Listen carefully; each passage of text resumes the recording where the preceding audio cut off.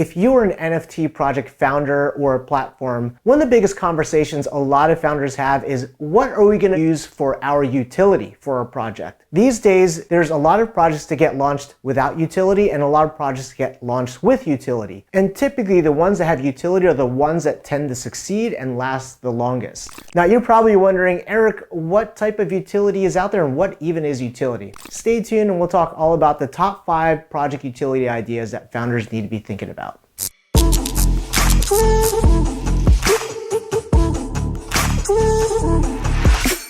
How's it going? My name is Eric. I run an accounting company called the CashFlow Doctor and 0x Finance, and we focus on accounting and tax strategy for NFT project founders and also NFT platforms. We work with some of the top NFT founders in the world as well as some of the biggest NFT platforms, and we've seen it all, the whole gamut of like different ideas for utilities and things that folks use with their NFT projects as a founder to help them incentivize their community for being strong holders of it. So what is utility? There's a lot of art projects out there where you're really just buying a piece of digital art and that's it. As we move into 2022 and in the second half of 2022, what we're finding is a lot of holders, they want more than just art. They want some utility. What are they going to get out of holding onto this project besides the community, besides this cool piece of art that they could show off? What are they going to get for it? So I'm going to share 5 of the top ones that I've seen so far and one that you probably want to avoid. The first piece of utility that is really common and very popular is exclusive merchandise. As you can see, I'm wearing this shirt with this like neon skull on it, and this is from Mutant Ape Yacht Club. Now, people love exclusive merchandise because NFTs are digital things, and what you're gonna do is show your phone to people. It's hard to be able to really display your particular NFT. So wearing a piece of merch allows other NFT holders to identify what collections that you're in. And it's really cool for me to walk into like an NFT event or to a crypto conference and then see other people wearing a similar logo. We have a common kinship. It's like wearing a Lakers jersey if you're a Lakers fan, or Celtics jersey or Celtics fan. Now, one of the companies that are one of our clients, and I feel that they are doing it right, is a company called Colt and Rain. They launched an NFT project at the tail end of last year, which are these digital sneakers, kind of like Artifact. But what's really cool about it is it's a phygital item,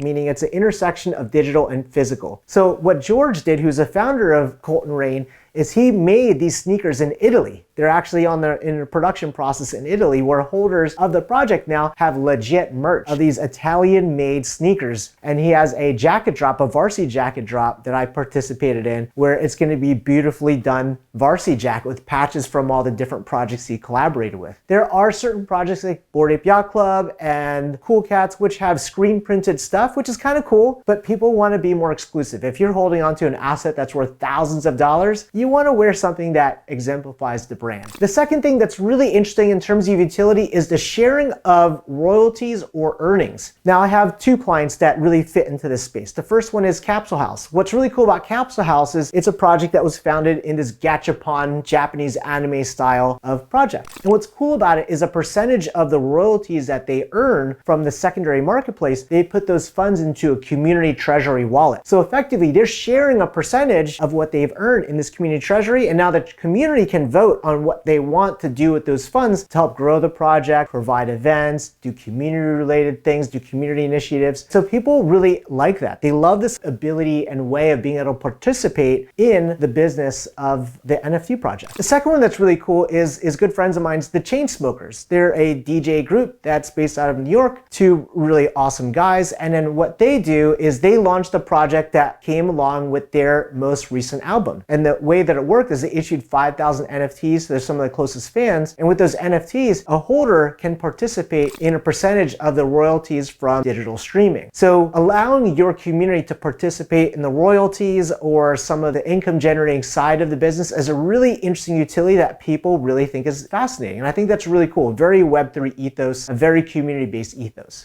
Number 3 is donations or charity is a really cool project utility idea. Now, what's really interesting is I've been part of this like business, I guess, revolution of like businesses that do good or for-purpose businesses, where you're donating a portion of your revenue or a portion of your profits to a designated nonprofit. And everyone loves a good feel-good story. Everyone wants to know, okay, we did something good for minting these NFTs. Raising funds for nonprofit or pledging it to some sort of charity or some sort of mission is a wonderful way to let your community know that you care more about the ecosystem or the world than just money. Because a lot of folks think that the NFT space is purely money driven. It's not. It's about community. It's about doing good. It's about coming together and everything. One of my clients, Elderly Ape Retirement Club, what they did is they donated $50,000 to the Alzheimer's Foundation. It's a really on-brand thing. The Elderly Ape Retirement Club, which is basically this derivative of Bored Ape Yacht Club, but like super old grandpa style. So doing things like that makes your community feel really strong about the project that they're in. They're like, hey, we know we're doing good things for society. We're not just doing JPEGs. So think of maybe a nonprofit mission that you might have. Number 4, one of the most common utilities I see a lot are events. Now, there's a lot of big crypto and NFT events happen around the world, and then you typically would see an NFT project creating a side event from it. I'm gonna be speaking at NFT NYC. I was at NFT LA, and usually during those events is when holders of different NFT projects come together and either have a party or an announcement and stuff like that. And everyone loves a good party or a chance to meet other community members that you've been chatting with on Discord. Like, I know a lot of us live on Discord or live virtually, but everyone also loves to meet people in person. It's really always cool to see, oh, you're that person that was chatting, or you're the person that made that piece of art, or you're the creator of this NFT project. Human to human interaction is so powerful in this space. Now, a great example of an event done right is Azuki. Now, Azuki launched an event at NFT LA a couple months ago. What happened was they used the event to make an announcement for an airdrop to all their holders. And the airdrop ended up being these crates of dirt, which ended up being the new collection called Beans. What ended up happening was they used the event to spotlight and to share new thing that's happening, caused maximum hype, and very quickly the floor price of the asset skyrocketed. Okay, the 5th really interesting piece of utility that I see a lot of folks use is called pre-minting.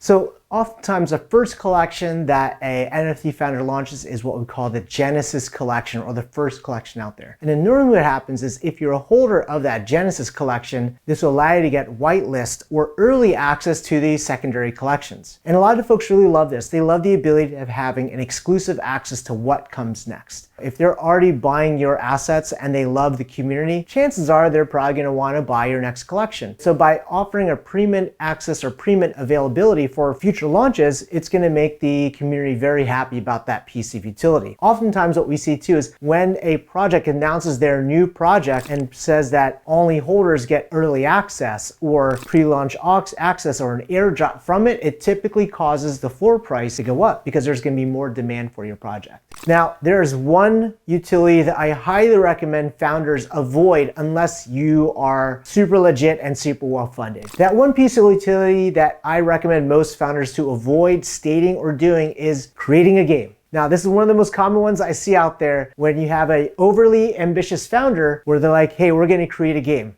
What a lot of folks don't realize is games take a lot of resources and manpower. Not only does it cost a lot of money or capital or capex for us accountants to create a game, it takes a lot of management of projects, a lot of management of teams, and a lot of management of the code side of things. And a lot of founders just aren't set up to be able to do that properly. The number of projects that I've seen that promised the game and have failed to deliver, or nowhere even close to fulfilling on their idea of a game, most of those projects have sunk in terms of their floor price. And I get it. It takes a long time to build a game, but remember, the hype cycle and the interest level of us ADD and ADHD riddled NFT investors is very short. Promising something like a game is typically very challenging. If you promise it, may cause you to lose the trust and the energy and the momentum of your community. So I recommend avoid saying game. So anyway, those are the top 5 utilities and one to avoid that I've seen a lot of NFT projects use. Now there's a lot more out there that I've seen and we'll cover over other videos, but if you are an NFT founder or an NFT platform owner, or maybe run a DAO or a crypto fund and you need help with your accounting and tax strategy, holla at your boy. My name is Eric. I run a company called the CashFlow Doctor and 0x Finance. We help NFT project founders and also platforms to get clear reporting of their finances and minimize their tax liability.